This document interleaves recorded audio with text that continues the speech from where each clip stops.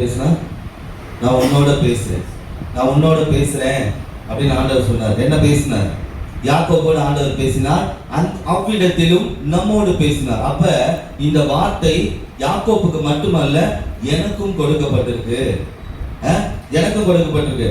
அப்ப தரிசனமாய் ஆண்டவர் பேசினார், தன் வார்த்தைகளை நேரடியாய் பேசினார். யாக்கோபு என்ன பண்ணார்? புத்திசாலித்தனமா அந்த தரிசனமான வார்த்தைகளை பிடித்து கொண்டான். ஏன்னா ஒரு துரத்தப்பட்ட ஒரு சூழ்நிலை, கைவிடப்பட்ட ஒரு சூழ்நிலை, தகப்பன் தாய் இருந்தும் அவனுக்கு இல்லாத போல ஒரு சூழ்நிலை, உலகத்தால் புறக்கணிக்கப்பட்டு ஒரு இருளான இடத்துக்கு வரும் பொழுது அவன் வாழ்க்கையில ஆண்டவர் பேசினார். நீ படித்திருக்கிற தேசத்தை உனக்கும் உன் சந்ததிக்கும் தருவேன்னு சொன்னார். அது மட்டும் இல்லை, நீ விசுவாசிக்கணும், கீழ்ப்படியணும் சொன்னார். அது அப்படியே செய்தான். அவன் வாழ்க்கையில இருக்கிற இருளை வெளிச்சமாய் மாற்றினார். பிதாக்களின் தேசத்துக்கு போன்னு சொன்னாரு. இது எதை காண்பிக்கிறது? விசுவாசத்தையும் நம்பிக்கை வைத்தலும், அதை இயேசுவை மகிமைப்படுத்த வேண்டும் என்று சொன்னார். அது மட்டுமல்ல, வாக்கு தத்தங்களை சுதந்திரத்துக்குள் நான் உன்னோடு இருப்பேன் என்று போன வாரத்தில் பேசினார். அதே போல நீ தேவ மகிமைக்குள், இயேசுவின் வார்த்தைக்குள், அவர் வீட்டிற்குள் இரு என்று சொன்னார். அவனை ஆசீர்வதித்தார், வெற்றி சிறந்தவனாக மாற்றினார். பதாமராம் எனக்கூடிய இடத்திலிருந்து அவன் என்ன செய்தாராம்? வெளியே கொண்டு வந்தார். சரி, மறுபடியும் அதே ஓசியாவின் புத்தகம் 12ஆம் அதிகாரம் 4வது வசனத்தை வாசிப்போம். மறுபடியும் இந்த நாளில் ஓசியாவின் புத்தகம், ஓசியா 12ஆம் அதிகாரம் 4வது வசனம். அவர் தூதனோட கூட போராடி மேற்கொண்டு அழுது அவரை நோக்கி கெஞ்சினார். பெத்தேலிலே அவர் அவனை கண்டு சந்தித்து அவ்விடத்திலும் நம்மோடு பேசினார். மறுபடியுமாய் நம்மோடு ஆண்டவர் பேச போகிறார். இந்த யாக்கோபுடைய வாழ்க்கையின் தொடர்ச்சி. இப்ப மறுபடியுமாய் ஆண்டவர் இவனோட பேசுகிறார். மறுபடியுமாய் இப்ப பாருங்க, பிரச்சனைலாம் முடிஞ்சிருச்சுன்னு யாக்கோபு நினைச்சிருப்பான். என்ன நினைச்சிருப்பான்? என் பிரச்சனை எல்லாம் தீர்ந்து போச்சு, என் இருள் வெளிச்சமா மாறிடுச்சு, கடவுள் என்ன பண்ணார்? பதாமராம்ல இருந்து வெளியே கொண்டு வந்துட்டார், என்ன ஆசீர்வதிச்சார், எனக்கு செல்வத்தை கொடுத்துட்டார், எனக்கு பிள்ளைகளை கொடுத்துட்டார். ஒரு எண்ணம் வந்துடும் நமக்கு. இப்ப ஆண்டவர் சொல்லும் போது, இப்ப ஆண்டவர் சொன்னதை நமக்கு செஞ்சுட்டாரு, நம்ம என்ன யோசிப்போம்? அப்பா முடிஞ்சிருச்சுப்பா, கர்த்தர் என்னை ஆசீர்வதிச்சிட்டார். இப்ப இப்ப தேவனோடும் மனிதனோடும், தேவனோடும் தேவதூதர்களோடும் போராடி என்ன பண்ணா? போராடி வெற்றி பெற்றவன் இப்ப வாழ்க்கை பிரயாணத்தை ஆரம்பிக்கிறான். இன்னைக்கு அப்படிதான் நாம வாழ்க்கை பிரயாணம். ஆண்டவர் ஊழியரை கொண்டு பேசுறார், தீர்க்க தரிசனமா பேசுறார், பேசின பிறகு சில பிரச்சனைகளுக்கு தீர்வை கொடுக்கிறார், கொடுத்த பிறகு நம்ம வாழ்க்கை பிரயாணத்தை ஆரம்பிக்கிறோம். அப்படிதான் இப்ப யாக்கோபு என்ன பண்றான்? ஆசீர்வதிக்கப்பட்டுட்டான், ஒரு பயங்கர ஆசீர்வாதமா இருக்கு. இப்ப வாழ்க்கை பிரயாணத்தை ஆரம்பிக்கிறார். என்ன செய்யறார்? வாசிப்போம். ஆதியாகமம் 32ஆம் அதிகாரம் 30வது வசனம். ஆதியாகமம் 32ஆம் அதிகாரம் 30வது வசனம். அப்பொழுது யாக்கோபு, நான் தேவனை முகமுகமாய் கண்டு உயிர் தப்பி பிழைத்தேன் என்று சொல்லி அந்த ஸ்தலத்திற்கு பெனியேல் என்று பெயரிட்டான். இப்ப பாருங்க, இந்த இடத்துக்கு 2 பரிவாரங்கள், 2 பெரிய பெரிய ஆசீர்வாதங்களோட ஆண்டவர் என்ன பண்றார்? கொண்டு வர்றாரு. கொண்டு வரும்போது இவன் சொன்ன ஸ்டேட்மெண்ட் பாருங்க, நான் உயிர் தப்பி பிழைச்சேன், நான் உயிர் தப்பி பிழைச்சேன். இன்னைக்கு எத்தனை பேர் சொல்ல முடியும்? ஆண்டவர் என் உயிரை தப்புவிக்க பண்ணியிருக்கிறார், என் குடும்பத்தை தப்புவிக்க பண்ணியிருக்கிறார்.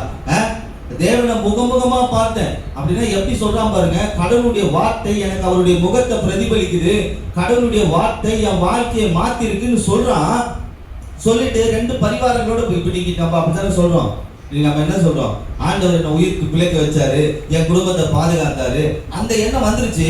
வந்த உடனே என்ன பண்றான் பாருங்க. இன்னைக்கு இதை தான் நம்ம விசுவாசிகள் பண்ணிடுறாங்க. விசுவாசிகள் என்ன பண்ணிடுறாங்க? நான் இயேசுவண்ட வந்தேன், அவர் என்ன பிழைக்க வச்சாரு, என் வாழ்க்கையை மாத்தினாரு, என் வியாதியில ஒரு சுகத்தை கொடுத்தாரு, என் துக்கத்தை சந்தோஷமா மாத்தினாரு, எனக்கு போராட்டத்திலிருந்து விடுதலை கொடுத்தாரு, என் அடிமைத்தனத்திலிருந்து விடுவிச்சாரு, பிசாசின் கட்டிலிருந்து விடுவிச்சாரு.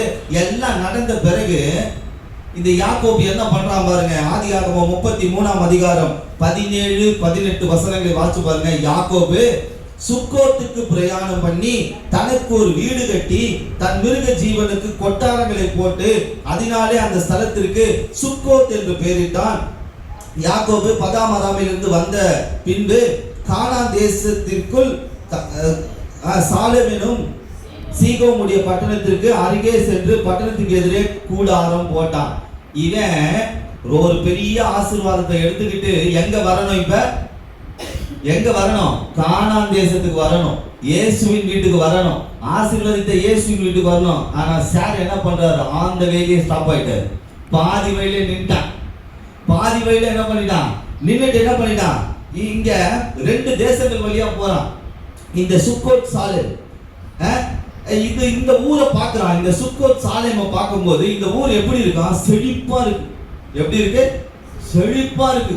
இந்த இடத்துல நான் இருந்தா ஆசீர்வாதமா இருப்பேன்னு சொல்லி அவனே தீர்மானம் பண்ணிட்டான். ஆனா இவன் எங்க போகணும்? கானான் தேசத்துக்கு போகணும், பெத்தேலுக்கு போகணும். இயேசுவின் வீட்டுக்கு போக வேண்டியவன் பாதி வழியிலே இப்ப இங்க இருந்து மவுண்ட் ரோடே உண்டுப்பா அப்படின்னு ஆண்டவர் சொல்லிட்டார். சும்மா உதாரணத்துக்கு சொல்றேன், மவுண்ட் ரோடே உண்டு. ஏன்னா இன்னைக்கு அதே போல டி நகர் உண்டு அப்படின்னு சொல்லிட்டார். இருக்கிறதுலே ரொம்ப காஸ்ட்லியான ஏரியா சென்னை சிட்டில இந்த 2 இடமும். போயஸ் கார்டன் உண்டு அப்படின்ட்டார். இங்க இருந்து ராயபுரம் போகும்போது ஐயோ இவ்வளவு கடையா, ஜிஆர் ரோட்ல இவ்வளவு கடையான்னு பாதியில அங்கேயே ஸ்டாப்பிங் போட்டு அங்கேயே ஒரு வீடை பிடிச்சிக்கிட்டு அங்கேயே இருந்துடுற மாதிரி கதை இது. ஆனா நான் போக வேண்டிய இலக்கு ரொம்ப தூரம், எனக்கு வச்சிருக்கிற ஆசீர்வாதம் ரொம்ப பெருசு. ஆனா இவன் என்ன பண்ணிட்டான்? கர்த்தர் கொடுத்தது வரைக்கும் போதும் அப்படின்னு ஸ்டாப் பண்ணிட்டான், பாதியிலே நிறுத்திட்டான். இந்த இடம் பாருங்க, செழிப்பை பார்த்தவன் என்ன பண்ணிட்டான்? கொட்டாரம் போட்டான், வீடு கட்டிட்டான், மிருக ஜீவனுங்களுக்கான ஆயத்தம் பண்ணிட்டான். அப்படின்னா என்ன அர்த்தம்? நான் ஃபேமிலியோட அப்பா நான் இருள்ல இருந்தேன், கர்த்தர் என்னை வெளிச்சமா மாத்தினாரு. நான் ஒரு கட்டுக்குள்ள இருந்த கர்த்தர் என்னை விடுவிச்சாரு. என்னை பொல்லாத மனிதர் லாபான் கிட்ட இருந்து என்னை வெளியே கொண்டு வந்தாரு. கொண்டு வந்தது மட்டும் இல்லாம 14 வருஷம் பட்ட கஷ்டத்துக்கு ஒரு விடுதலையை கொடுத்தாரு, பிள்ளையை கொடுத்தாரு, ஐஸ்வர்யத்தை கொடுத்தாரு, எல்லாத்தையும் கொடுத்தாரு. இவனே தீர்மானிச்சிட்டான். வாழ்க்கை என்ன பண்ணிட்டான்? பாதியிலே ஸ்டாப் பண்ணிட்டான். இவன் எங்க வந்திருக்கணும்? தேவனுடைய வீட்டுக்கு வந்திருக்க வேண்டும். இப்ப எங்க இருக்கிறான்? இந்த சுக்கோத் சாலேம்ல போய் வீடை கட்டிட்டான். வீடை கட்டிட்டான். இந்த நிரந்தரமான ஆசீர்வாதத்துக்குள் இருக்க வேண்டியவன் தற்காலிகமான ஆசீர்வாதத்துக்குள்ள வந்துட்டான். இந்த சுக்கோத் அப்படின்னா பாவம் துன்மார்க்கம் நிறைந்த இடம்னு வேதம் சொல்லுது. பாவம் துன்மார்க்கம் நிறைந்த இடமா? ஆனா அங்க ஒரு சௌரியம் இருக்கு. அங்க ஒரு சௌரியம் இருக்கு. என்ன இருக்கு? செழிப்பு இருக்கு, செல்வம் இருக்கு, கூட அனுபவிக்கிறதுக்கு பிள்ளைகள் இருக்கிறாங்க, எல்லாமே இருக்கு. ஆனா எங்க போயிருக்கணும்? ஆண்டவர் நமக்கு வீட்டை கொடுக்கிறார், நிலத்தை கொடுக்கிறார், ஆஸ்தியை கொடுக்கிறார், ஐஸ்வர்யத்தை கொடுக்கிறார். ஆனா அது எங்க இருக்கு? அதுதான் முக்கியம். இப்ப எனக்கு ஒரு பெரிய பங்களாவை கட்டி கொடுத்துட்டாரு ஆண்டவர். அவன் நினைச்சிட்டான் இவனே ஒரு பங்களாவை, இவனே ஒரு காரியத்தை கட்டிட்டான். சுத்தி காவாவா இருக்கு, கூவமா இருக்குன்னு வச்சுக்கோங்க. எவ்வளவு பெரிய பில்டிங்கை கட்டி வச்சாலும் அங்க இருக்கிற கொசுக்கள் என்ன பண்ணும்? அவனை நிம்மதியா இருக்கவே விடாது. அது இவனுக்கு தெரியல. நான் எங்க போயிருக்கணும்? நான் கானானுக்குரியவன், சுக்கோத்துக்குரியவன் அல்ல. சுக்கோத்துக்குரியவன் அல்ல. இந்த இடத்துல இவன் தங்கினான். ஒரு பெரிய நஷ்டம் வந்தது. அது பெரிய சப்ஜெக்ட், அது நான் அடுத்த இதுல சொல்றேன். ஒரு பெரிய நஷ்டம் வந்தது. குடும்பத்துக்குள்ள குழப்பம் வந்துருச்சு, சமாதானம் போயிடுச்சு. அப்ப ஆண்டவர் நீ பதாமராமில இருந்து எங்க வரணும்னு சொன்னாரு? பெத்தேலுக்கு வா, கானானுக்கு வா அப்படி சொன்னாரு. ஆனா இவன் என்ன பண்ணிட்டான்? வழியில சுக்கோத்ல நின்னுட்டான். இப்ப எத்தனை பேர் இப்படி பாதி வழியில நிக்கிறோம்? ஒரு ஆசீர்வாதம் கிடைச்ச உடனே என்ன பண்ணிருது? போதும் ஆண்டவரே, நான் சபைக்கு போனது, கர்த்தருடைய வார்த்தையை கேட்டது போதும் ஆண்டவரே, எனக்கு ஆனது எனக்கு ஆண்டவர் பேசிட்டார், எனக்கான காரியம் முடிஞ்சிருச்சு. ஐயோ நான் இப்படி வந்தேன், பசங்க படிச்சுட்டாங்க, வேலைக்கு போயிட்டாங்க, அவ்வளவுதான், போதும் ஆண்டவரே. நான் வந்தேன், சாதாரணமா ஒரு வீடு கட்டிட்டேன், போதும் ஆண்டவரே அப்படின்னு சொல்லிட்டு என்ன பண்ணிடுறாங்க? அதுலயே நின்னுறாங்க. நான் சொல்றேன் பாருங்க, கர்த்தர் ஒரு இடத்துல கொண்டு போய் வைத்து ஒரு மனிதனை ஆசீர்வதிக்கணும்னா அந்த இடத்துலதான் அந்த பாதுகாப்பும் அந்த ஆசீர்வாதத்துக்கான முழு பரிபூர்ணமும் கிடைக்கும். பாதி வழியில நின்னுடும் போது நம்ம சுய சிந்தையில நின்னுட்டோம்னு வச்சுக்கோங்க, அந்த இடத்துல திருடன் வருவான், கொல்லாத வல்லமைகள் வரும், அசுத்த ஆவிகள் வரும். ஏன்னா யாக்கோபுக்கு ஆசீர்வாதம் இருக்கு, ஆனா அதை கொண்டு போய் வைத்த இடம் தான் தப்பு. அப்ப இன்னைக்கு நமக்கு ஆண்டவர் நிறைய வார்த்தைகளை பேசுறாரு. நாம எங்க இருக்கிறோம்? தேவனுடைய வீடு பெத்தேல்ல இருக்கிறோமா இல்ல சுக்கோத்துல இருக்கிறோமா? சரி, இப்ப ஆண்டவர் அப்படியே விட்டுறல, இவனை விட்டுறல, சுக்கோத்துல விட்டுறல. வீடு கட்டிட்டான், கொட்டாரம் போட்டான், சுகபோகமா இருக்கிறான். ஆனா ஆண்டவர் அப்படியே விடல பாருங்க. மறுபடியும் ஆண்டவர் இவனோட பேசுறாரு, எச்சரிப்பின் வார்த்தை. இப்ப இந்த மாதிரி நான் போய் விசுவாசி வீட்டுக்கு போய் சொன்னேன்னு வச்சுக்கோங்க, எங்க சபைக்கு வரதுக்கு முன்னாடி ரொம்ப சாதாரணமா இருந்தீங்க, இப்ப நல்லா வீடு கட்டிட்டீங்க, இப்ப நல்லா வசதி ஆயிட்டீங்கன்னு நான் சொன்னேன்னு வச்சுக்கோங்க, வேலையை பார்த்துட்டு போடான்னு, உங்க வேலையை பார்த்துட்டு போடான்னா. சபைக்கு வரும்போது இந்த மாதிரி சூழ்நிலை இருந்தது, இப்போ உங்க நிலைமையை கர்த்தர் மாத்தி இருக்கிறாரு, ஆனா இது நிரந்தரம் இல்ல, நீங்கள் இருக்க வேண்டிய இடம் தேவனுடைய சபை, கர்த்தருடைய வார்த்தை, தேவனுடைய ஆலயம் நான் சொன்னா இதுவே எங்களுக்கு போதும், நீ வேலையை பார்த்துட்டு போன்னுவாங்க. ஏன்னா இன்னைக்கு சத்தியத்தை சொல்லும் பொழுது சத்ருவாய் மாறுறதா ஊழியக்காரர்கள் மேல விதிக்கப்பட்ட காரியமா இருக்கு. அப்படிதான் சூழ்நிலை. ஆனா ஆண்டவர் விட்டுல பாருங்க, ஆண்டவர் விட்டுல, எப்பா நீ சுக்கோத்துல இருக்க கூடாது, இருந்தா இருக்கிறது எல்லாத்தையும் இழந்துருவ, உன் பிள்ளை இழந்துருவ. ஏற்கனவே உன் குடும்பத்துல ஒரு இழப்பு வந்துருச்சு, பெரிய போராட்டங்கள் மத்தியில் இருக்கிற, இன்னும் இங்க இருந்தா உன்னுடைய உன்னுடைய இந்த ஐஸ்வர்யமும் இழந்து போகும், உன்னுடைய சரீரத்தில் இருக்கிற பலனும் இழந்து போகும், இன்னும் உன் பிள்ளைகள் குடும்பத்தில் இருக்கிற சமாதானமும் இழந்து போகும். மறுபடியும் ஆண்டவர் வந்து பேசுறார். ஏன்னா இவனை எங்க கொண்டு போய் வைக்கணும்? பெத்தேல், தேவனுடைய வீட்டுல கொண்டு போய் வைக்கணும். எடுத்துக்கொள்ளும். ஆதியாகமம் 35:1 வாசிச்சு பாருங்க. ஆண்டவர் மறுபடியும் தேவன் யாக்கோபை நோக்கி, நீ எழுந்து பெத்தேலுக்கு போய் அங்கே குடியிருந்து உன் சகோதரன் ஏசாவின் முகத்திற்கு விலகி ஓடி போகிறதுக்கு உனக்கு தரிசனமான தேவனுக்கு அங்கே ஒரு பலிபீடத்தை உண்டாக்கு என்றார். இங்க திருப்பி ஆண்டவர் பேசுறாரு பாருங்க. எங்க? சுக்கோத்ல ஆண்டவர் பேசுறாரு. அப்பா, நீ இருக்கிற இடம், உனக்கு இருக்கிற எல்லா காரியத்தையும் எழுந்துருவ. உனக்கு நான் தான்ப்பா உன்னை நான் இருள்ல இருந்து வெளிச்சமா மாத்தினேன். நான் தான்ப்பா உன்னை பதாமராவில இருந்து விடுதலை பண்ணேன். நான் தான்ப்பா லாபான் கையில இருந்து உன்னை மீட்டு எடுத்தேன். ஆனா நீ இப்ப எங்க வந்திருக்கிற? ஒரு இடத்தை பார்த்து சுகபோகமா இருக்கிற. எனக்கு இது போதும் ஆண்டவரேன்னு சொல்லி ஒரு இடத்துல செட்டில் ஆயிட்ட. ஆனா ஒரு விஷயத்தை ஞாபகம் வச்சுக்கோ, ஏசான்னு ஒருத்தன் காத்துட்டு இருக்கான். எப்படி வச்சாரு பாத்தீங்களா ட்விஸ்ட்? இங்க இருந்தால் நீ இழந்துருவ. ஆனா ஒண்ணு, நான் உன்கிட்ட பேசினேன் பாத்தியா பெத்தேல்ல, அப்ப நீ ஏசாவின் முகத்துக்கு விலகி போன. ஏசான்ற ஒரு வல்லமை உன் வாழ்க்கையில உன்னை அழிக்க காத்திருக்கிற வல்லமை இன்னும் இருக்குடா. ஆண்டவர் எங்க வச்சாரு பாருங்க ஒரு லைன் இருக்கு. ஆனா நீ என்ன பண்ணு? நீ எழுந்து பெத்தேலுக்கு போய் அங்க குடியிரு. நீ இருக்க வேண்டிய இடம் சாலம், இந்த இது இல்லப்பா. நீ இருக்க வேண்டிய இடம் தேவனுடைய வீடு, தேவனுடைய வீடு. அப்பதான் உனக்கு நான் கொடுத்த சமாதானத்தையும் சந்தோஷத்தையும் ஆரோக்கியத்தையும் பாதுகாப்பையும் நீ உறுதிப்படுத்திக்க முடியும். இங்க இருந்தா என்ன பண்ண முடியாது? உன்னால இதை பாதுகாக்க முடியாது. உன்னால உன் பிள்ளைகளை பாதுகாக்க முடியாது. உன்னால உன் குடும்பத்தை பாதுகாக்க முடியாது. மறுபடியும் உன் வாழ்க்கையில இருள் வர வாய்ப்பு இருக்கு. மறுபடியும் ஏதாவது ஒரு பொல்லாத வல்லமை உன் குடும்பத்தை மேற்கொள்ள வாய்ப்பு இருக்கு. மறுபடியும் நீ அடிமைத்தனமாவதுக்கு வாய்ப்பு இருக்கு. நீ இங்க இருக்க வேண்டிய ஆள் இல்ல. நீ எங்க வா? நீ எழுந்து பெத்தேலுக்கு போ. மறுபடியும் பேசுற எச்சரிப்பின் வார்த்தை. இதை மறுபடியும் நாம விசுவாசிகளுக்கு சொன்னோம்னு வச்சுக்கோ, நீ என்ன சொல்றது நான் என்ன கேட்கறது? நீ என்ன சொல்றது நான் என்ன கேட்கறது? நடந்து வரும்போது திருச்சபை தெரியும், சைக்கிள்ல வரும்போது திருச்சபை தெரியும், பைக்ல வரும்போது திருச்சபை தெரியும், கார்ல வரும்போது திருச்சபை தெரியாது. ஏன்னா அதுலயே நின்றுறது, அதுலயே என்ன பண்ணிடுறது? நின்றுறது. போதும். நான் சொல்றேன் பாருங்க, ஒரு நாள் நான் திருச்சபை கட்டும் பொழுது அந்த கார்லயும் அந்த பைக்லயும் நடந்து போகும்போது அந்த பாத்துட்டு தான் போக முடியுமே தவிர ஆண்டவருடைய சத்தத்தை இழந்துட்டோமே, ஆலோசனை இழந்துட்டோமே, கர்த்தருடைய உபதேசத்தை இழந்துட்டோமே, எங்களுக்காக ஓடி வந்த கால்களை மறந்துட்டோமே, எங்களுக்காக ஜெபித்த இந்த தேவ மனுஷனை மறந்துட்டோமே, இந்த சபையை மறந்துட்டோமே சொல்லும் நாட்கள் வரும். ஆண்டவர் மறுபடியும் இந்த இடத்துல பேசுறாரு பாருங்க. ஆண்டவர் பேசுறாரு, வழி தப்பி போன யாக்கோபுக்கு மறுபடியும் தான் வழியில நடத்த விரும்புறாரு. வழி தப்பிட்டான். ஆண்டவர் ஆரம்பமே சொன்னாரு, எங்க? இருள்ல இருக்கும் போதே சொன்னார், நீ போயிட்டு மறுபடியும் வரணும். எங்க சொன்னாரு? இருள்ல இருக்கும் போதே. உன் பாத கல்லுல இடராதபடி உன்னை பாதுகாக்கிறப்பா. என்ன சொன்ன? நீ மறுபடியும் இங்க வரணும். ஆனா இவன் என்ன பண்ணிட்டான்? இடரல் மாறிடுச்சு, இருள் மாறிடுச்சு, நுகம் மாறிடுச்சு, அடிமைத்தனம் மாறிடுச்சு. மாறின உடனே இவன் கண்ணுக்கு பார்க்கிற ஆசீர்வாதம் பெருசா தெரியுது. இவன் கண்ணுக்கு பார்க்கறது பெருசா தெரியுது. இப்ப வழி தப்பி போனவனுக்கு மறுபடியும் ஆண்டவர் பேசுறாரு, நீ ஏந்து வா. இன்றைக்கு ஆண்டவர் நம்மோட பேசுறாரு. எங்க தங்கி இருக்கு? எங்க தங்கி இருக்குன்னா வீட்டை சொல்லுங்க. உங்க இருதயத்துல என்ன தங்கி இருக்கு? அது ரொம்ப முக்கியம். என் இருதயத்துக்குள்ள என்ன தங்கி இருக்கு? யாக்கோபே, நீ உன் இருதயத்துல இருக்கிற காரியத்தை விட்டுட்டு என்கிட்ட வா. உன் இருதயத்துல இருக்கிற காரியத்தை விட்டுட்டு என்கிட்ட வா. உடனே இந்த யாக்கோபு எச்சரிக்கை ஆயிட்டான். அவன் புத்திசாலி.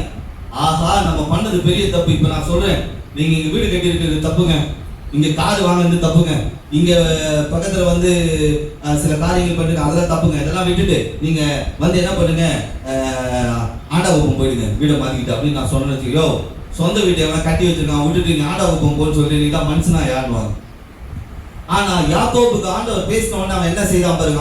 அதே ஆதியாகமம் 35:2 யாக்கோபு தன் வீட்டாரையும் தன்னோடு தங்கியிருந்தவர்களையும் நோக்கி, உங்களிடத்தில் இருக்கிற அந்நிய தெய்வங்களை விலக்கி போட்டு உங்களை சுத்தம் பண்ணி கொண்டு உங்கள் வஸ்திரங்களை மாற்றுங்கள். எச்சரிக்கை ஆயிட்டான்.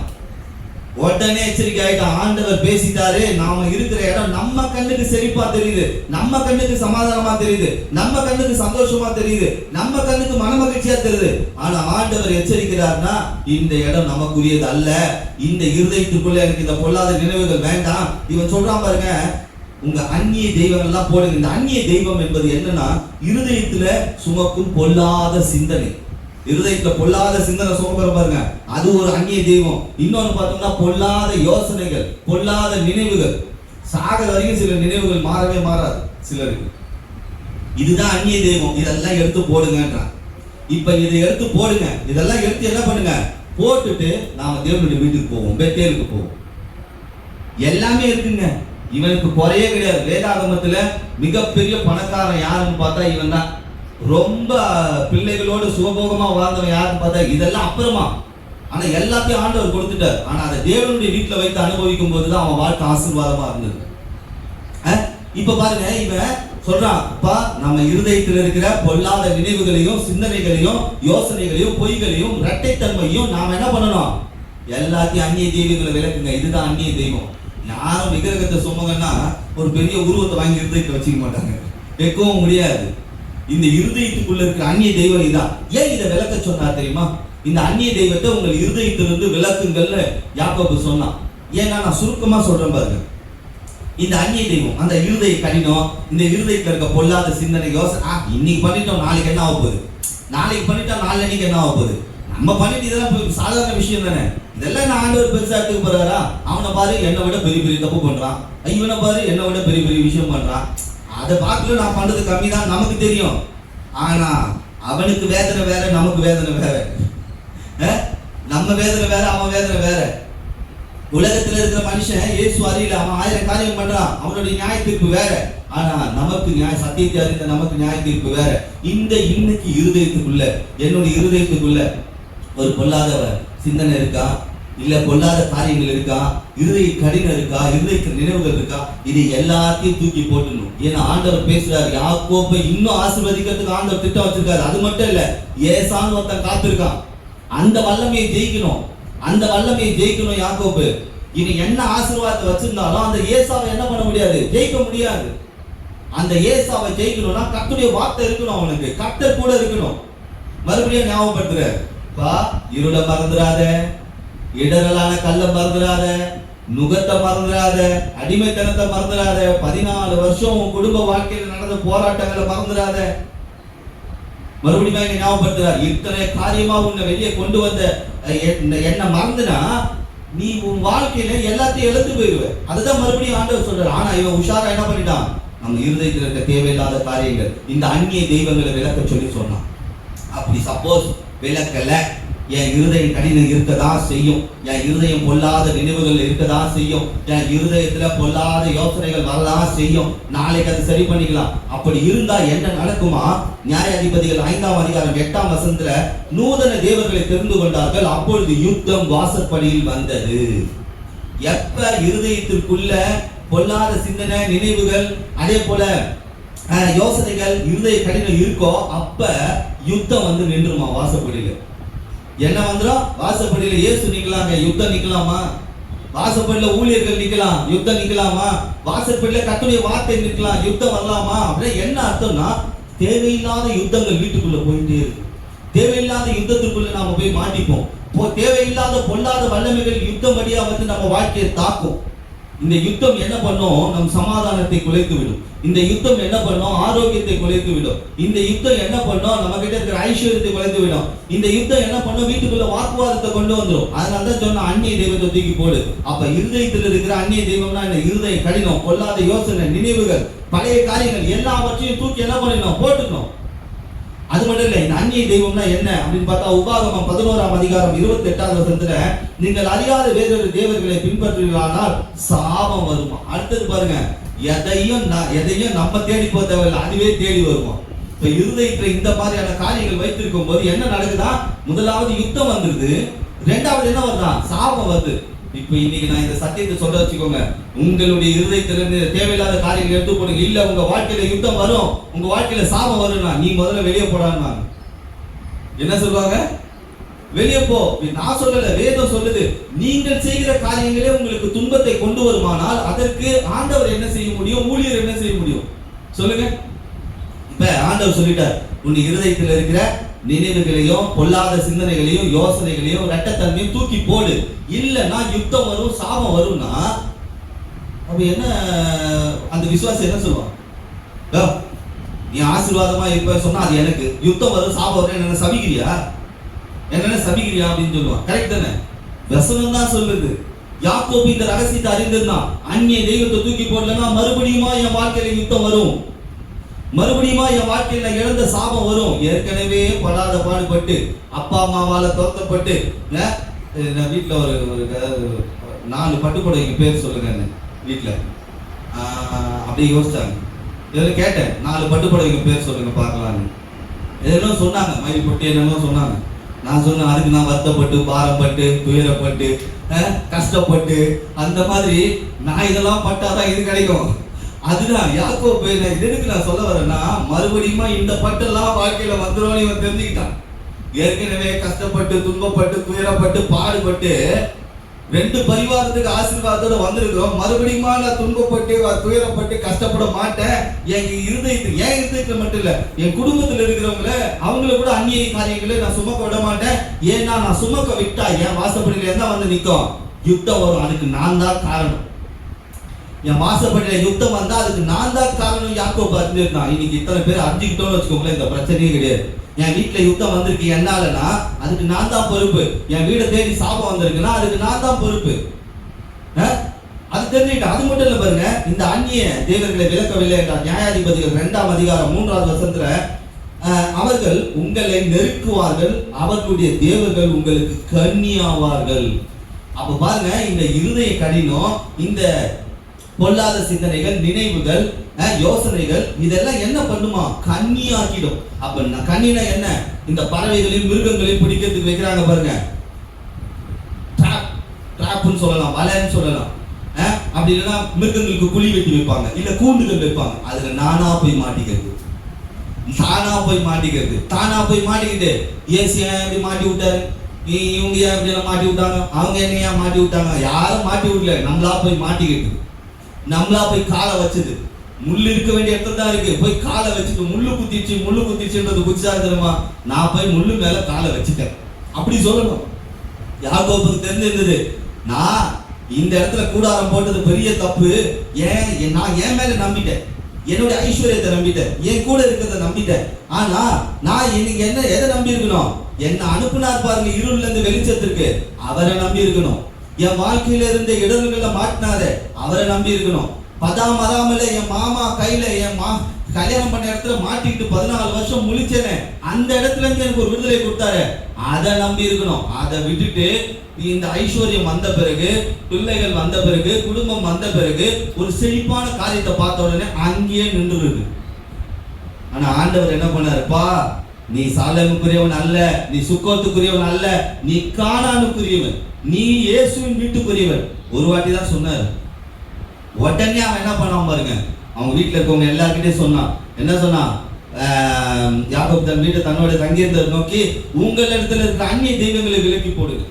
அப்படின்னா என்ன விலக்கணும், விலக்கலைன்னா இருதய கடினத்தை விலக்கல, இருதயத்தின் பொல்லாத நினைவுகளை விலக்கல, யோசனைகளை விலக்கல, இரட்டத்தனியான காரியங்களை விலக்கலைன்னா யுத்தத்தை தேடி நம்ம போக தேவையில்லை, யுத்தமே வாசப்படிக்கு வந்துடும். சாபத்தை தேடி நம்ம போக தேவையில்லை, சாபமே வந்து நிற்கும். கண்ணியை தேடி நம்ம போக தேவையில்லை, கண்ணியே வந்து நம்ம காரணம் மாட்டோம். இந்த ரகசியத்தை யாக்கோபு அறிந்து நான் பார்க்க உடனே சரி பண்றான். இன்னைக்கு எத்தனை பேர் குடும்பத்தை அப்படி சரி பண்ண முடியும்? என் குடும்பத்தை சரி பண்ற பொறுப்பு என் கையில இருக்கு. ஆண்டவரே இன்னைக்கு நீங்க எனக்காக பேசி இருக்கிறீங்க, என் குடும்பத்தை சரி செய்ய வேண்டிய பொறுப்பு என் கையில இருக்கு, அதை சரி செய்யணும். அது மட்டும் இல்ல பாருங்க, சங்கீதம் 16:4 அந்நிய தேவனை நாடி பின்பற்றுகிறவர்களுக்கு வேதனை பெருகுமா. யாக்கோபு அறிந்திருந்தான். ஆண்டவர் சொல்லிட்டாரு, அந்நிய காரியங்களை தூக்கி போடுங்க. உன் இருதய கடினம், உன் இருதயத்தில் இருக்கிற நினைவுகள், உன் இருதயத்தில் இருக்கிற பொய்கள், இருதயத்தில் இருக்கிற பொல்லாத காரியங்கள், இதையெல்லாம் தூக்கி போடலனா வேதனை பெருகும். எங்க தெய்வீக சுகம் கிடைச்சதோ, எங்க சமாதானம் கிடைச்சதோ மறுபடியுமா வேதனை பெருகும். ஆசீர்வாதமான வீடு, அதாவது இயேசு வீட்டுக்கு போக வேண்டியவன் வேதனையில மாட்டக்கூடாது அப்படின்ற ரொம்ப தெளிவா இருந்தான். இப்ப இததான் சொன்னான், இதெல்லாம் உங்க வாழ்க்கையில இருந்து அகற்றுங்க, இது எல்லாம் உங்க இருதயத்திலிருந்து அகற்றுங்க. இதோட நான் என்ன பண்ண முடியாது, இயேசுவின் வீட்டுக்கு போக முடியாது. இதோட நான் என்ன பண்ண முடியாது, பெத்தேல்ல போய் இருக்க முடியாது. நான் இயேசுவை பார்க்க முடியாது. இப்ப ஒண்ணும் இல்லை, எங்க அப்பா என்ன ஒரு பெரிய படிப்புக்காகவோ வேலைக்காகவோ ரயில்வே சென்ட்ரல் வந்து ஒரு 5000 ரூபாய் கையில கொடுத்து ட்ரெயின் டிக்கெட் எடுத்து கொடுத்து, பா பத்திரமா போயிட்டு வாப்பா, 1 வருஷம் போய் ட்ரைனிங் முடிச்சுட்டு நீ ஒரு அதிகாரியா வரும்போது அதை நான் பார்க்க சந்தோஷமா இருப்பேன் அப்படின்னு எங்க அப்பா காத்திருக்காருன்னு வச்சுக்கோங்க. எங்க அப்பா அனுப்பிச்சு வச்சுட்டாரு. நானும் போயிட்டு நல்லா ஊரெல்லாம் சுத்திட்டு பண்டெல்லாம் செலவு பண்ணிட்டு ஜாலி பண்ணிட்டு, அப்பா எனக்கு இந்த பீஸை கட்டணும், அந்த இது கட்டணும், இதை பண்ணணும், அதை பண்ணணும், அப்பா கிட்ட எல்லாத்தையும் வாங்கி சாப்பிட்டு வரும்போது போற வழியிலே பாதி ஊர்லயே ஐயோ இப்போ ஊருக்கு போனா எதுக்கு அங்க போவானே, இங்கே நம்ம இருந்துக்கலாமே அப்படின்ற ஒரு எண்ணம் வந்துருச்சுன்னா அப்பா பார்த்துக்கிட்டே இருப்பார். திடீர்னு கொஞ்ச நேரம் கழிச்சு என்ன பண்ணுவாரு, என்ன 2 மாசம் ஆச்சு வந்து சேர வேண்டியவன் சேரலையே, ஒரு ஃபோன் பண்ணுவார். அந்த மாதிரி தான் யாக்கோபுக்கு ஒரு கால் போச்சு. யாக்கோபுக்கு ஒரு ஃபோன் போச்சு, அப்பா நீ இருக்கிற இடம் தேவையில்லாத பிரச்சனை. அவன் உடனே உஷாராயிட்டான். திரும்பியே வரலன்னு வச்சுக்கோங்க, அப்பா என்ன பண்ணுவாரு, இன்னொரு வாட்டி ஃபோன் பண்ணுவாரு, அடுத்தது விட்டுடுவார். நீ பட்டாதான்டா தெரியும் உனக்கு, நீ உன் கையில இருக்கிற ஆசீர்வாதத்தை நம்பி உட்காந்துருக்கியா, உன்னுடைய சுய பலத்துல உட்காந்துருக்கியா, ஆஹா நீ என்கிட்ட வந்தா மட்டும்தான் உன்னால நல்லா இருக்க முடியும். எல்லாம் உலகபூர்வமான தகப்பன் தாய் அப்படிதான் யோசிப்பாங்க. அப்ப நம்ம படைத்து இயேசு அதுதான் இவனுக்கு யாக்கோபுக்கு சொன்னார். உடனே அவன் என்ன பண்ணான், தன் சரி செய்யாமல் அடுத்தது அவன் சொன்னான் பாருங்க, அதே ஆதியாகமம் 35:2 உங்களை சுத்தம் பண்ணி கொண்டு வஸ்திரங்களை மாற்றுங்கள். அவன் எல்லாருக்கும் சொல்றான், உங்களை சுத்தம் பண்ணிக்கோங்க, உங்க வஸ்திரங்களை அப்படின்னா என்னன்னா குளிச்சுட்டு கிளம்புவோன்னு இல்லை. சிலர்லாம் ஃபங்க்ஷனுக்கு கிளம்பும்போது காலை நல்லா குளிச்சுட்டு ஃப்ரெஷ்ஷாக கிளம்புவாங்க. அப்படி இல்லைங்க. இது எதை காண்பிக்கிறது தெரியுமா? எபேசியர் 4:22 வாசித்து பாருங்க. அந்தபடி முந்தின நடைக்குரிய மோசம் போக்கும் இச்சையினாலே கெட்டு போகிற பழைய மனுஷனை நீங்கள் களைந்து போட்டு. அப்படின்னா என்ன சொல்றான்னா, சுத்தம் செய்வது என்றால் பழைய மனுஷனுடைய சுபாவங்களை களைந்து போடுது.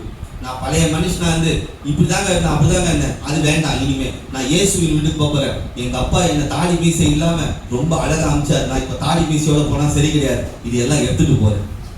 அந்த மாதிரிதான் பழைய மனுஷனை எல்லாத்தையும் நான் இங்க வந்து தாடி மீசெல்லாம் வளர்த்து ரொம்ப ஒரு அகோரி மாதிரி ஆயிட்டேன்.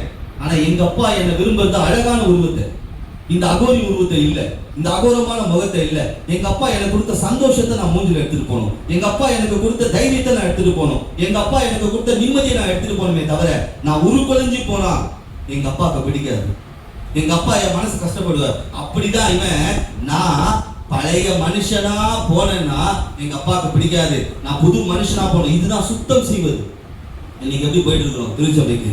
சுத்தம் செய்வது என்றால் பாவ அறிக்கை செய்து பாவத்தை விட்டு விடுவதுன்னு சொல்லலாம். ஏன்னா இப்ப தப்பு பண்ணிட்டான் இல்லையா, இவன் தப்பு பண்ணிட்டான்ல. இயேசு என்ன சொன்னாரு, நீ எங்க இருந்து வரணும், பதாமராம்ல இருந்து பெத்தேலுக்கு வரணும், என் வீட்டுக்கு வரணும், தேவனுடைய வீட்டுக்கு வரணும், கானான் தேசத்துக்கு வரணும். பாதி வழியில இருந்துட்டான், தப்பு பண்ணிட்டான் இல்லையா?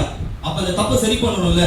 அதுதான் இன்னைக்கு ஆண்டவர் சொல்றாரு, நீ பாதி வழியில நின்றாலும் உன் பாவத்தை அறிக்கை செய்து நீ விட்டு விடும் போது நீ தேவனுடைய ராஜ்யத்துக்குரியவனா இருக்கிற. இப்ப இன்னொன்னு சொன்னா, உங்களை சுத்தம் பண்ணிக்கொண்டு வஸ்திரங்களை மாற்றுங்கள். வஸ்திரம் என்பது ரட்சிப்பை காண்பிக்கிறது, பாதுகாப்பை காண்பிக்கிறது. இந்த ரட்சிப்பெனும் வஸ்திரத்தை உடுத்திக் கொள்ள வேண்டும், கிறிஸ்துவுக்குள் உறுதிப்பட வேண்டும். இதுதான் ஆண்டவர் இங்க தெளிவா பேசுறாரு யாக்கோபு கிட்ட. யாக்கோபு ரொம்ப புத்திசாலி. அவன் டக்குன்னு ஒரு நிமிஷத்துக்கு ஞாபகம் வந்துருச்சு, ஐயோ நம்ம எப்படி ஆரம்பிச்சோம், இருள்ல ஆரம்பிச்சோம், இடரல்ல ஆரம்பிச்சோம், கட்டுல ஆரம்பிச்சோம், மாட்டிக்கொள்கிற அடிமைத்தனத்துல ஆரம்பிச்சோம், வாழ்க்கையில ஏமாந்தோம் கல்யாணம் பண்ணி. ஆனா கர்த்தரை ஆசீர்வதித்தார். அப்படியும் அந்த லாவான்ற வல்லமை கிட்ட இருந்து வெளியே கொண்டு வந்தார். ஆனா இன்னொரு வல்லமை காத்திருக்கு, ஏசான்னு. அவன் இதை விட பெரிய வல்லமை லாபானோட. ஏன்னா ஏசாக்கு ஒரே ஒரு எண்ணம் தான், எப்போ யாக்கோபையும் அவன் குடும்பத்தையும் அவனுக்கு உண்டான எல்லாவற்றையும் அழிக்கலான்றத தீர்மானமா காத்துட்டு இருக்கான், தீர்மானமா காத்துட்டு இருக்கான். இப்ப பாருங்க, இவன் தெரிஞ்சுக்கிட்டான், பெத்தேல், நான் பெத்தேல் இயேசுவின் வீட்டுக்குரியவன், நான் சுக்கோத்துக்குரியவன் அல்ல, பழைய வாழ்க்கைக்குரியவன் அல்ல, என் இருதயம் கடினம் அல்ல, என் இருதயத்தில் இருக்க பொய் அல்ல, இருதயத்தில் இருக்க ரெட்டத்தன்மை அல்ல, இதெல்லாம் இதோட போட்டோம். நான் இயேசுவின் வீட்டுக்கு போகும்போது என் அப்பா என்னை எப்படி அனுப்பிச்சு வச்சாரோ அந்த வாக்கு தத்தத்தோட வருவேன் திரும்ப. இதைதான் யாக்கோபோட பேசினார். இன்னைக்கு உங்களோட பேசுறேன். எத்தனை பேரோட வாழ்க்கை இப்படி இருக்கு? எத்தனை பேரோட வாழ்க்கை இப்படி இருக்கு? அப்ப பழைய மனுஷன் அழித்துட்டு இயேசுவின் ரத்தத்தினால நான் என்ன பண்ணணும், என்ன சுத்திகரித்து கொள்ளணும், இயேசுவை தரிந்து கொள்ளணும். சரி, இப்ப யாக்கோபு டைவர்ட் ஆனார், டைவர்ஷன் ஆயிட்டார். கூகுள் மேப் மாதிரி அவர் ஒரு மேப்ல போயிட்டு வீடு கட்டிட்டாரு, அங்க சுகபோகமா செட்டில் ஆயிட்டாரு. ஆனா ஆண்டவர் என்ன பண்ணார், பேசினார், இங்க இருக்க கூடாது, நீ இங்க இருந்து வரும்போது நீ இப்படிதான் வரணும் அப்படின்னு ஸ்ட்ரிக்டா சொல்ல போது அப்படியே பிடிச்சிட்டான். எனக்கு இப்ப கையில இருக்கிற ஆசீர்வாதம் பெருசுதான், இதுவே போதும் என் வாழ்க்கையை நடத்துறதுக்கு. ஆனா இதை அனுபவிக்கணும்னா நான் எங்க இருக்கணும், இயேசுவின் வீட்டுல இருக்கணும், பெத்தேல்ல இருக்கணும், கர்த்தருடைய வார்த்தைக்குள்ள இருக்கணும், அவருடைய மகிமைக்குள்ள இருக்கணும். அதை புரிஞ்சுக்கிட்டான். நான் அனுபவிக்கணும்னா இப்ப பாருங்க, 100 கோடி ரூபாய் வீட்டுல வச்சிருக்கோம்னு வச்சுக்கோங்க, என்ன பண்ணுவோம், ஒரு 20 பாடிகார்டு வீட்டு வாசல்ல சுத்தி போட்டுரும், துப்பாக்கி ஏந்தி காவல். எதுக்கு?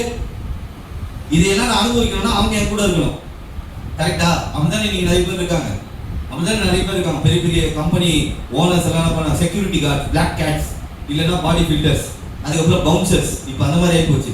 சினிமா நடிகர்லாம் பாருங்க 10 பேர் எல்லாம் வெளியே போகிறது. ஏன்?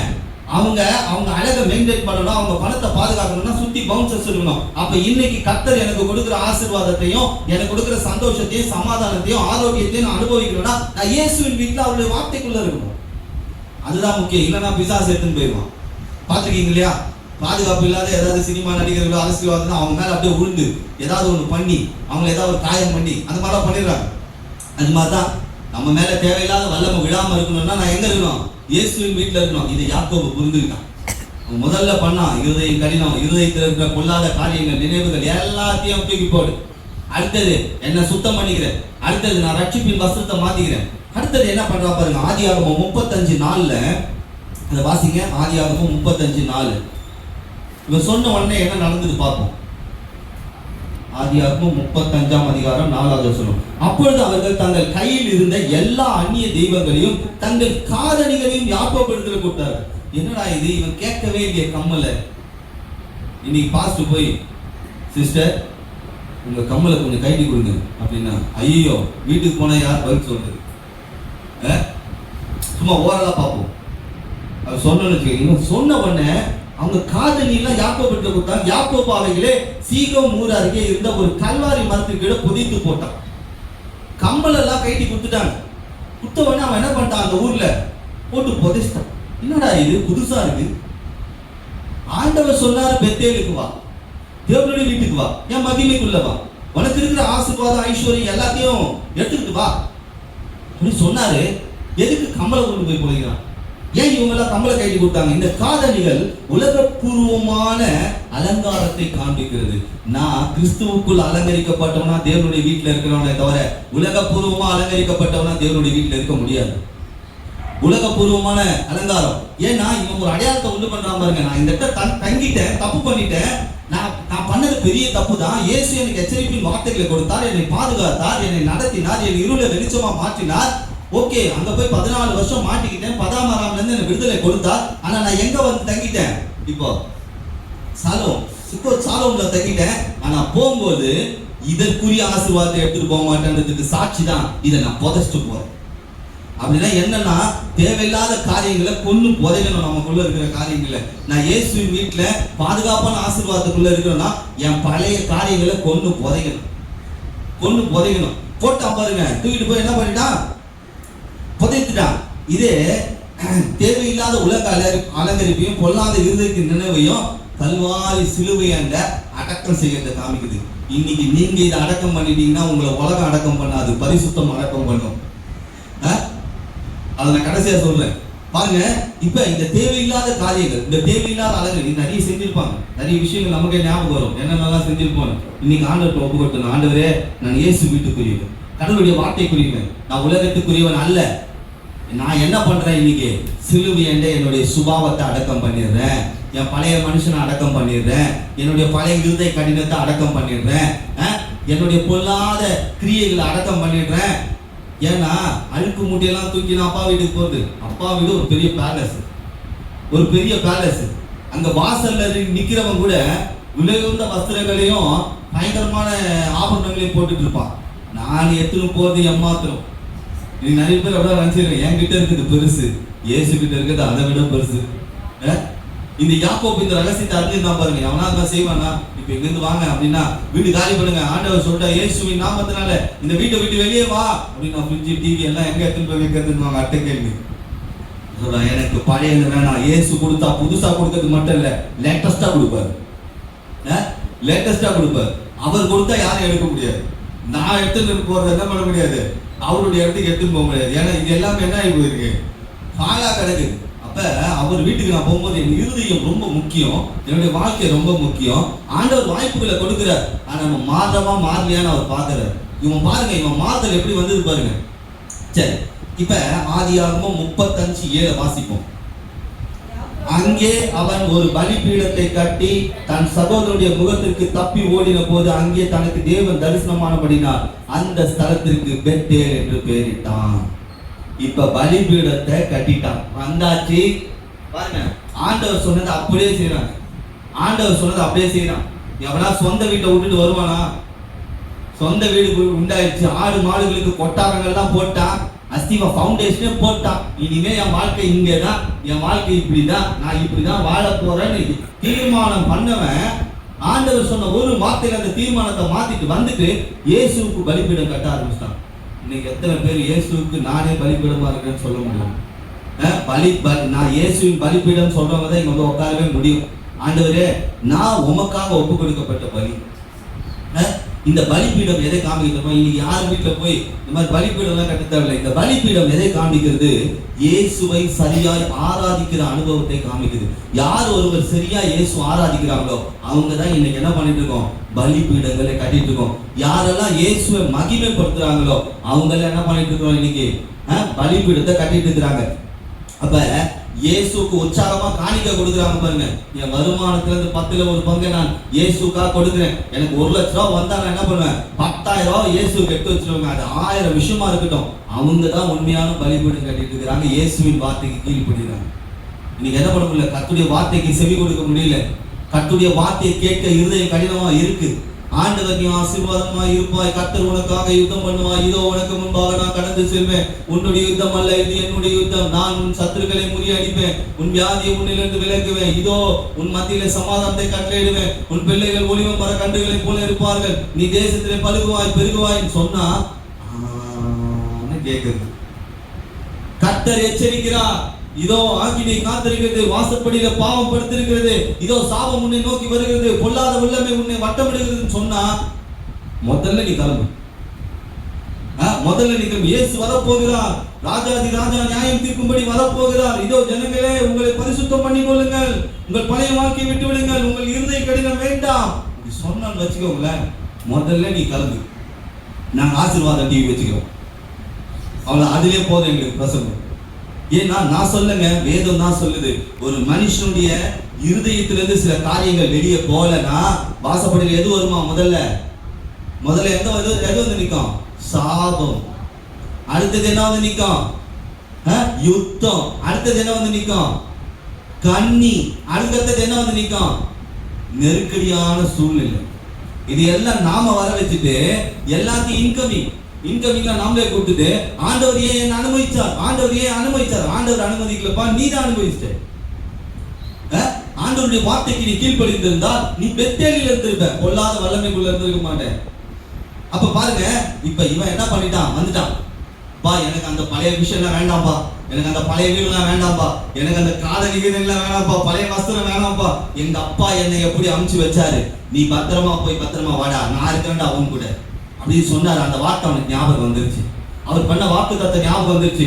என் இருளை வெளிச்சமா மாத்திர இயேசு ஞாபகம் வந்துருச்சு. என் கல்லுல என் பாதம் இடராதபடி அவர் கையில என்ன நடக்க வச்சார், அது எனக்கு ஞாபகம் வந்துருச்சு. பதாமராமில் நான் மாட்டிட்டு இருக்கும் போது அவர் வார்த்தையை அனுப்பி அந்த பதாமராமில் இருந்து அந்த நுகத்திலிருந்து வெளியே கொண்டாந்தார், அது ஞாபகம் வந்துருச்சு. இனிமே என் பழைய காரியங்கள் எனக்கு ஞாபகம் வர வேண்டாம், எல்லாத்தையும் இந்த சுக்கத்துல போட்டுரு, எல்லாத்தையும் அடக்கம் பண்ணிடு. பாருங்க, பழைய மனுஷன் அடக்கம் பண்ணிட்டான், புது மனுஷனா போய் இயேசுக்கு ஒரு பலிபீடத்தை கட்டுறான். மறுபடியுமா பாருங்க, பலிபீடம் கட்டின உடனே மறுபடியுமா இயேசு பேசுறாரு. இவனோட எத்தனை முறை நம்மளோட இயேசு பேசிட்டு இருக்காரு, எத்தனை முறை கண்டிச்சு சொல்றாரு, எத்தனை முறை ஆசீர்வதிக்கிறார். ஆசீர்வாதமான வார்த்தைகள் வரும்பொழுது நமக்கு என்ன இருக்கு? இருதயத்துல ஒரு பெரிய சந்தோஷம் வருது. ஆனா கடினமான வார்த்தைகளை பேசும்போது பெரிய துக்கம் வந்துருக்கு. பாருங்க, இவன் துக்கப்படல, அண்ணன் தவறுதான் ஆண்டவர் சுட்டி காமிச்சாருன்றதை ஏற்றுக்கிட்டான். இப்ப மறுபடியும் ஆண்டவர் பேசுகிறார். ஆதியாகமம் 35ஆம் அதிகாரம் 11-12 வசனங்களை வாசிச்சு பாத்தீங்கன்னா, பின்பு தேவன் அவரை நோக்கி, நான் சர்வ வல்லமை உள்ள தேவன். பாருங்க, இதுவரைக்கும் இயேசுவின் வல்லமையை பார்த்தா சர்வ வல்லமையை இப்ப காமிக்கிறார் ஆண்டவர்.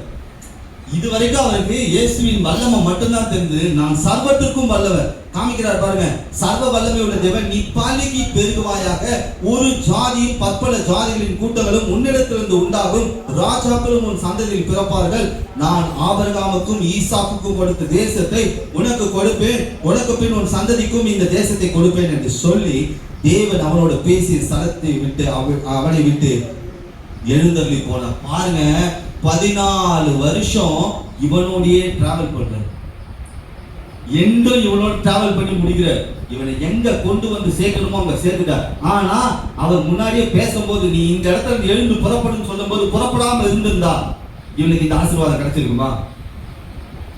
நீ யோசிங்க, என்ன சொன்னார் பாருங்க.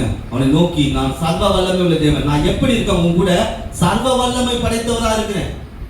நீ இங்க வரலன்னா என்னுடைய சர்வ வல்லமையை பார்த்திருக்க முடியாது. அது மட்டும் இல்ல, சொன்னார் பாருங்க, நீ பழுகுவ, பெருகுவ. இது வரைக்கும் சுருங்கி போயிருந்த, இன்னும் பெருக்கத்தை நான் கொடுக்க போகிறேன்.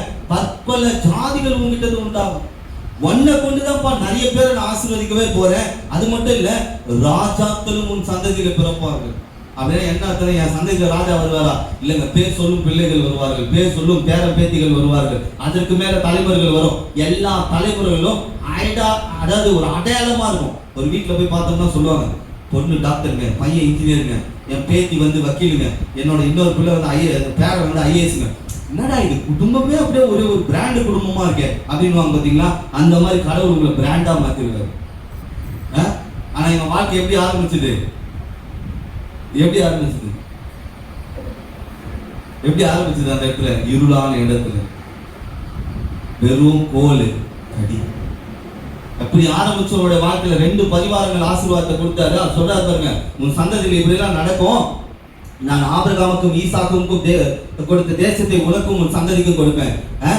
யாக்கோபோடு பேசினவர் இன்றைக்கு உங்களோடும் பேசுவார். இன்னைக்கு நீங்க விசுவாசத்தோட சொல்லணும், நான் பழுகுவேன், நான் பெருகுவேன், நான் பற்பல ஜாதிகள் இடத்துல உண்டாகும், ராஜாக்கள் எங்கள் சந்ததியில வர போறாங்க.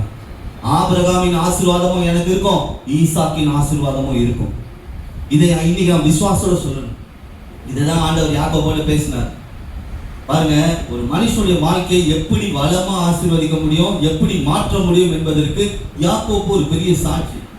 இன்னைக்கு உங்க சூழ்நிலையை பார்க்காதீங்க, உங்க இருளை பார்க்காதீங்க. யாக்கோபு இருளை பார்த்துட்டு அங்கேயே இருந்துட்டு இருப்பான். யாக்கோபு இடங்களை பார்த்துட்டு அங்கேயே இருந்துட்டு இருப்பான். யாக்கோபு பதாமராமல இருக்கிற அந்த திருமண வாழ்க்கையை பெருசா பிடிச்சிட்டு இருந்தாலும் அங்கேயே இருந்திருப்பான். 14 வருஷம் நுகத்திலே இருந்திருப்பான். ஆனா யாக்கோபுக்கு ஆண்டவர், நீ என்ன பாருன்னு சொன்னார், என் வார்த்தையை கேளுன்னு சொன்னார், என்ன விசுவாசின்னு சொன்னார். நீ மறுபடியுமா எங்க விழுந்தியோ, நீ எங்க இருந்து புறப்பட்டியோ அந்த இடத்துல கொண்டு வந்து உன்னை ஆசீர்வதிக்க போறேன்னு சொன்னார். அது அப்படியே விசுவாசம். அதுக்கு நாம என்ன செய்யணும்? இந்த அந்நிய தெய்வம், இருதயத்தில் இருக்கிற கடினம், இருதயத்தில் இருக்கிற போய் பொல்லாத நினைவுகள், யோசனைகள், அது மட்டும் இல்ல, தேவையில்லாத காரியங்கள் எல்லாத்தையும் என்ன பண்ணோம்? கல்வாரி சிலுவையை புதைச்சு, ஆண்டவரே இயேசுவின் நாமத்தினால நான் இன்னைக்கு இதை புதைச்சிட்டேன், நீங்க என்கிட்ட பேசி நடத்துங்க ஆண்டவர். ஆண்டவருக்கு வாழ்க்கையை ஒப்பு கொடுத்துடணும், குடும்பத்தை ஒப்பு கொடுத்துடணும், வீட்டை ஒப்பு கொடுத்துடணும், வேலையை ஒப்பு கொடுத்துடணும். ஆண்டவர் இப்போது இருக்கிறதை பார்க்கணும். நான் உங்க வீட்டுல வரும்போது இன்னும் 2 மடங்கு ஆசீர்வாதத்தை நான் பெருசா பெற போறேன். என் ஆசீர்வாதத்தை தக்க வச்சுக்கிற ஒரே இடம் தேவ சமூகம் தான். நான் இழப்புகளை பார்க்காத ஒரே இடம் தேவ சமூகம் தான். என்னை யாரும் பிரிக்க முடியாத இடம் தேவ சமூகம் தான். இப்ப எல்லாம் பேசிட்டாருங்க. ஒரு மனுஷனை எப்படியெல்லாம் நடத்திட்டு வரோமோ அப்படியெல்லாம் நடத்தி கொண்டு வந்து ஆசீர்வதிச்சார். கடைசியா யாக்கோபோட ஒரு விஷயத்த பேசுறார். கடைசி காலம், யாக்கோபுடைய கடைசி காலம், அந்த காலத்துல கடைசியா பேசுகிறார். அதே ஆதியாகமம் 46ஆம் அதிகாரம், ஆதியாகமம் 46ஆம் அதிகாரம் 2, 3, 4 வசனங்கள்ல, அன்று ராத்திரியிலே தேவன் இஸ்ரவேலுக்கு, அதாவது இவன் பேரைய மாத்திட்டார் இஸ்ரவேல்னு, யாக்கோபை இஸ்ரவேலுக்கு தரிசனமாகி யாக்கோபே யாக்கோபே என்று கூப்பிட்டார். பாவம் காது கேட்கல இவனுக்கு. இந்த யாக்கோபுக்கு வயசாகி போச்சு. என்ன ஆகி போச்சு? வயசாகி போச்சு. ஆண்டவர் நடத்தி நடத்தி நடத்தி கொண்டு வந்து எல்லா பிள்ளைகள் எல்லாரையும் கொடுத்துட்டார், எல்லாத்தையும் கொடுத்துட்டார். இயேசுவின் வீட்டுல கொண்டு வந்து அவனை பரிபூர்ணமாக்கிட்டார். கொஞ்சம் யோசிச்சு பாருங்களேன். அந்த ஒரு சாகர வயசுல ஆண்டவர் என்னை எப்படியெல்லாம் நடத்தினார், என் இருளை எப்படியெல்லாம் மாத்தினார், என் இடரலை எப்படியெல்லாம் அவர் தாங்கினார், நான் மாட்டிக்கிட்ட இடத்துல எல்லாம் எப்படி வந்து விடுவித்தார், என்னுடைய சூழ்நிலைகள்ல எப்படி ஆலோசனை கொடுத்தார், நான் ட்ராக் மாறும் பொழுதெல்லாம் அவர் வார்த்தையை கொடுத்து என்ன இதெல்லாம் அவர் நான் வந்து இங்க சேரலன்னா இதெல்லாம் நடந்திருக்குமா அப்படின்னு அவன் எவ்வளவு யோசிச்சிருப்பான். வயசான காலத்துல பேசுறார், யாக்கோபே யாக்கோபே என்று கூப்பிட்டார். அவன் இதோ அடியேன் என்றான். அப்பயும் பாருங்க அவன் எவ்வளவு தாழ்மைப்படுறான் பாருங்க. உலகத்துல நம்பர் 1 ஐஸ்வர்யவான், 12 கோத்திரங்களுக்கு உரிய தகப்பன், பயங்கர ஒரு பிளெஸிங்ஸ்ல இருக்கான். அடியேன்றான். அடியேன்னா என்ன? ஆண்டவரே நான் உங்களுக்கு அடிமை ஆண்டவரேன்றான். வயசான காலத்துல எல்லாத்தையும் பார்த்துட்டான், குடும்பம் குழந்தை எல்லாரையும் பார்த்த பிறகு அடியேன்றான் சொல்லிட்டு, அப்பொழுது அவர், நான் தேவன், நான் உன் தகப்பனுடைய தேவன், நீ எகிப்து தேசத்திற்கு போக பயப்பட வேண்டாம், அங்கே உன்னை பெரிய நீ வயசான காலத்துல பஞ்சத்துல அடிபட்டு எகிப்துக்கு போனா கூட அங்கே நான் உன்னை ஆசீர்வதிப்பட்டா. ஏன் தெரியுமா? நீ என் பேச்சுக்கு அப்படியே கீழ்ப்படிஞ்ச. எகிப்துக்கு அப்பொழுது அவர் தேவன் பயப்பட வேண்டாம், அங்கே ஒரு பெரிய நான் உன்னோட எகிப்துக்கு வருவேன். இங்க பாருங்க, டேய் நீ வயசான காலம் தான், இன்னும் கொஞ்ச நாள்ல நீ மறிக்க போற, பூர்ண வயது ஆயிட்ட, ஆனா நான் வரேன்டா எகிப்துக்கு உங்க கூட, நீ ஏன்டா பயப்படுற, நீ ஏன் பயப்படுற சொல்றாரு பாருங்க. நான் வரேன், நான் உன்னை திரும்பவும் வர பொண்ணு, நானே உன்னை கூட்டிட்டு போய், ஏன்னா ஒரு நேரத்தில் யாக்கோபே நீ போயிட்டு வான்னு சொன்னார். அப்ப கொஞ்சம் வாலிப வயசு, அப்ப கொஞ்சம் துடிப்பான ஆளு யாக்கோபு, போயிட்டு அழகா வந்துட்டான்.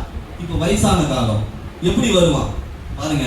நான் சொல்றேன், தாயின் கர்ப்பத்துல உருவாகும் போது அறிந்த இயேசு என்ன பண்றாரா, கரம் பிடித்து நடத்தாரு. எப்ப சின்ன குழந்தையா இருக்கும் நடத்தி விட்டாரு, அதுக்கப்புறம் நம்மள நடக்க வச்சாரு. வயசான காலத்துல நானே உன் கூட வந்து நானே உன்னை கூட்டு வருவேன். என்ன வார்த்தை பாத்தீங்களா? இதுக்கெல்லாம் காரணம் என்ன தெரியுமா? யாக்கோபு அப்படியே ஆண்டவருடைய வார்த்தைக்கு கீழ்ப்படிதான். லைட்டா டிஸ்ட்ராக்ஷன் ஆனாலும் அந்த இடத்துல ஆண்டவர் ஒரு எச்சரிப்பின் வார்த்தையை கொடுக்கும் போது அந்த இடத்துல அப்படியே மாறுவான். மாறி ஐயோ நான் இயேசு வீட்டுக்கு தான் உரியவன் பேசுறாரு பாருங்க. நான் உன்னோட திரும்ப வருவேன், யோசேப்பு தன் கைகளில் நான் உன் கண்களை மூடுவான் என்று சொன்னார். அப்படின்னா என்ன அர்த்தம் தெரியுமா? நீ மறிக்கும் பொழுது உன் பிள்ளை ஒருத்தர் இருக்கான்டா யோசேப்புன்னு, அவன் உன் கண்ணை மூடுவான்டா. இந்த யோசேப்பு என்றால் என்ன அர்த்தம் தெரியுமா? பரிசுத்தம்னு அர்த்தம். அப்படின்னா உன் மரணமும் பரிசுத்தமா இருக்கும்டா. நீ பிறப்பிலே பரிசுத்தமானவன், நடத்தப்படும் போதும் பரிசுத்தமானவன், உன் மறிக்கும் பொழுதும் பரிசுத்தம் உன் கண்ணை மூடும். இன்னைக்கு இன்னொன்னு நான் இந்த சத்தியம் சொல்றேன் பாருங்க. ஒரு மனிதன் பிறந்து வாழ்வதில்லை, அவன் மறிக்கும் பொழுதும் ஆண்டவர் அடக்க ஆராதனைக்கு வரணுங்க. இன்னொன்னு, நடத்துகிறவர்கள் உங்களை அடக்க ஆராதனை பண்ணணும். அதுதான் வாழ்க்கையின் ஆரம்பமும் முடிவும். இதான் சொல்லுவேன். நான் ஒரு சாட்சி சொன்ன ஒருத்தர்கிட்ட சொன்னேன்.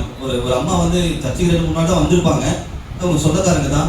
ஆனால் என்னை கடைசி காலத்தை பார்க்கும்போது நான் செத்துட்டா என்னை ஆண்டவர் நீங்கள் தான் இது பண்ணணும் சும்மா சரிம்மா நான் சொல்லுவேன். கடைசியில் அவங்க மரணத்தில் நான் தான் போய், அவங்க பிள்ளை கூட இல்லை, நான் தான் எப்போ என்ன பண்ணேன், அடக்கம் பண்ணேன். அதுக்கு ஒரே காரணம் என்னன்னா, ஆண்டவர் கடைசி நேரத்தில் அவங்களோட இருந்திருக்கிறார்.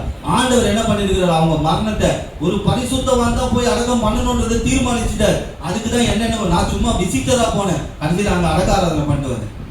சும்மா பைபிள் கூட எடுத்துட்டு போல, சும்மா டெத்துன்னு சொன்னாங்கன்னு போனேன். அவர் வீட்டுக்கு ஃபோன் பண்ணி சொன்னேன், வாங்க பைபிள் எடுத்துட்டு வாங்க, நீங்க கொஞ்சம் வேலைலாம் இருக்கு அப்படின்னு சொல்லி. அப்ப என்னுடைய மரணத்தையும் ஆண்டவர் எப்படி பண்றாரா, பரிசுத்தமாக மாற்றுகிறார். துன்மார்க்க மரணம் கிடையாது. அப்ப பாருங்க, இந்த யோசேப்பு பரிசுத்தம் உன் கண்களை கூட. அப்ப என் முடிவு கூட எப்படி இருக்குமா, ஆசீர்வாதமா தான் இருக்கும். அப்பனா எங்க இருக்கணும், நான் இயேசுவின் வீட்டுல, பெத்தேல்ல, தேவனுடைய வார்த்தைக்குள்ள, ஊழியருடைய நடத்துதலுக்குள்ள, இந்த தேவ மகிமைக்குள்ள இருக்கும் பொழுது என்னுடைய முடிவும் எப்படி இருக்கும், சூப்பரா இருக்கும். என் முடிவும் பாஸ்டர் உங்க அடக்காரத்தில் யார், என் அடக்காரத்தில் இயேசு கட்டாயமா வருவார், நான் விசுவாசிக்கிறேன். உங்க எல்லாருடைய முடிவு காலத்தில் நான் இருக்கிறனோ இல்லையோ, இயேசு இருக்கணுங்க. அவர் கண்களை மூடணுங்க, பிசாசு மூடிடக்கூடாது. பிசாசு நம்ம கண்ணை மூடிடக்கூடாது. நம்ம கண்களை இயேசு மூடணும். பரிசுத்தம் நம்ம மூடிக்கொள்ள வேண்டும். இதுதான் முக்கியம். அப்ப பரிசுத்தமா நம்ம வாழ்க்கை முடியணும்னா எங்க இருக்கணும், தேவனுடைய வீட்டுக்குள்ள, அவருடைய வார்த்தைக்குள்ள இருக்கணும். இந்த செய்தி 2 பாகமா பேசியிருக்கிறேன். இந்த செய்தி நான் அடுத்த பாகத்துல பேச போறது இல்லை, நான் உன்னோட பேசுகிறேன். இதை நான் வேற தலைப்புல அடுத்த மாசம் வேற காரியத்துல பேசுறேன். 2 வாரம் அங்கேல உன்னோடு பேசுகிறேன். பாகம் 1 கேட்டோம், பாகம் 2 கேட்டோம். 2த்துலயும் ஆண்டவர் சில கட்டளைகளையும் கொடுத்தார், சில காரியங்களையும் அனுபவித்தார், சில காரியங்கள் ஆலோசனை சொன்னார். திசை மாறி போன யாக்கோப்புக்கு ஆண்டவர் திசை திருப்பினார். இன்றைக்கும் ஆண்டவர் உங்களோட பேசியிருக்கிறார். திசை திரும்பிடாதீங்க. நீங்க இப்ப இருக்கிற காரியத்தை பார்த்து நின்றுட்டீங்கன்னா உங்களுக்கு ஒரு பெரிய மேன்மை இருக்கு. கொடுக்கப்பட்ட காரியத்தை இழந்துடக்கூடாது, கொடுக்கப்பட்ட மகிமை இழந்துடக்கூடாது. கண்களை மூடி, முடிந்தவர்கள் தனித்து விடப்பட்டான். அடுத்து வாழ்க்கையில என்ன நடக்க போகிறது, என் வாழ்க்கை எதை நோக்கி போய் கொண்டிருக்கிறது, எல்லாராலும் ஒதுக்கப்பட்ட ஒரு சூழ்நிலை, இரு நாளுகை செய்யும் நேரத்தில் இயேசு அங்க வெளிச்சமாய் வந்தார். உன் வாழ்க்கையை நான் நடத்த போகிறேன், உன் உன்னுடைய கல்லுல இடராதபடி நான் பாதுகாக்க போகிறேன்னு சொன்ன தெய்வம் அவனை நடத்தினார். யோர்தானை கடக்க வைத்தார். ஆனால் பதாமராமில போய் அவன் சிக்கிக்கொண்டான். 14 வருடம் திருமண வாழ்க்கையில சிக்கிக்கொண்டு தவிக்கும் பொழுது அந்த இடத்துல ஆண்டவர் பேசி அவனை ஆசீர்வதித்தார். அந்த நுகத்தின் அடிமைத்தனத்திலிருந்து ஆண்டவர் வெளியே கொண்டு வந்தார். பிள்ளைகளோடு வெளியே வந்தவன், அது குடும்பத்தோடு வெளியே வந்தவன் சுக்கோத்திலே அந்த இடத்துல அவன் திசை திரும்பினான். திசை திரும்பி பொல்லாத வழிகளில் மாட்டிக்கொண்டான். அநேக அங்க போராட்டங்கள் வந்தது. ஆனால் ஆண்டவர் அந்த இடத்துல பேசினார். ஆண்டவர் நீ இந்த இடத்துக்குரியவன் அல்ல, நீ பெத்தேலுக்குரியவன், நீ இயேசுவின் வீட்டுக்குரியவன் என்று பேசினார், புரிய வைத்தார். உடனே அவன் தன்னை சுத்திகரித்துக் கொண்டான். ஏனெனில் அவன் அறிந்திருந்தான், நான் என் கர்த்தருடைய வார்த்தையை கேட்காத பட்சத்தில், அந்நிய தெய்வங்களை இருதயத்துல கடினமாய் வைத்திருக்கும் பட்சத்துல என் வாழ்க்கையில யுத்தம் வரும், போராட்டங்கள் வரும், கண்ணிகள் வரும், நெருக்கடிகள் வரும். இது எல்லாவற்றையும் நான் இருக்கிற இந்த இடத்துல என் பழைய மனிதனை கலைந்து கல்வாரி சிலுவையை அதை புதைத்து விட்டு நான் இயேசுவின் வீட்டுக்கு சென்று அவரை மகிமைப்படுத்தி அவருக்காக ஒரு பலிபீடத்தை கட்டி அவருக்காக உற்சாகமாய் காணிக்கை கொடுத்து அவரை ஆராதிக்கும் பொழுது என் வாழ்க்கையில என் சந்ததிகள் ஆசீர்வதிக்கப்படும். என் மூலமாக என்னுடைய இனத்தார் ஆசீர்வதிக்கப்படுவார்கள். என் சந்ததியிலே ராஜாக்கள் பிறப்பார்கள். ஆபிரகாமுக்கு ஈசாக்குக்கு உண்டான ஆசீர்வாதங்களை கர்த்தர் எனக்கு கொடுப்பார். அது மட்டுமல்ல, என் முடிவும் பரிசுத்தம் என் கண்களை மூடும், பரிசுத்தம் என் கண்களை மூடும். அந்த ஒரு முடிவு ஆண்டவராகிய இயேசுவானவர் யாக்கோபுடைய முழு வாழ்க்கையில அநேக இடத்துல பேசியிருந்தாலும் அவன் வாழ்க்கையில பேசியிருந்த முக்கியமான வார்த்தைகள் அவன் வாழ்க்கையை பரிசுத்தத்திற்குள் கொண்டு போய் முடித்தது போல எங்களுடைய வாழ்க்கையும் இயேசுவானவர் பரிசுத்தமாய் முடிக்க வைப்பார், ஆசீர்வாதமாய் முடிக்க வைப்பார். துக்கத்தோடு அல்ல, கலக்கத்தோடு அல்ல, சமாதானம் இல்லாத அல்ல, வியாதியில் அல்ல, பிசாசினால் அல்ல. எங்கள் முடிவும் பரிசுத்தமாய் இருக்கும், எங்கள் வாழ்க்கையின் முடிவும் ஆசீர்வாதமாய் இருக்கும் என்று இயேசு பேசியிருக்கிறேன். இந்த வார்த்தைகளுக்காக நன்றி. இந்த வார்த்தையை விசுவாசிக்கிற ஒவ்வொரு விசுவாச பிள்ளைகளுடைய வாழ்க்கையில இயேசு பேசுவீராக, பேசுவீராக, பேசி வாழ்க்கையை மாற்றுவீராக. உமது கரத்தில் நாங்கள் ஒப்புக் கொடுக்கிறோம். ஆண்டவரே, அந்த பிள்ளைகள் வரமுடியாத பிள்ளைகளை ஒப்புக் கொடுக்கிறோம். கர்த்தாவை நீர் பொறுப்பெடுத்துக் கொள்ளும். யாக்கோபோடு பேசினவர் நல்ல விசுவாச பிள்ளைகளோடு பேசியிருக்கிறேன், அதற்காக நன்றி. கர்த்தர் ஒவ்வொரு விசுவாச பிள்ளைகளுடைய வாழ்க்கையிலும் பெரிய காரியங்கள் செய்யும். இயேசுவின் நாமத்தால் ஜெபித்து ஜெயம் எடுக்கிறோம் பிதாவே.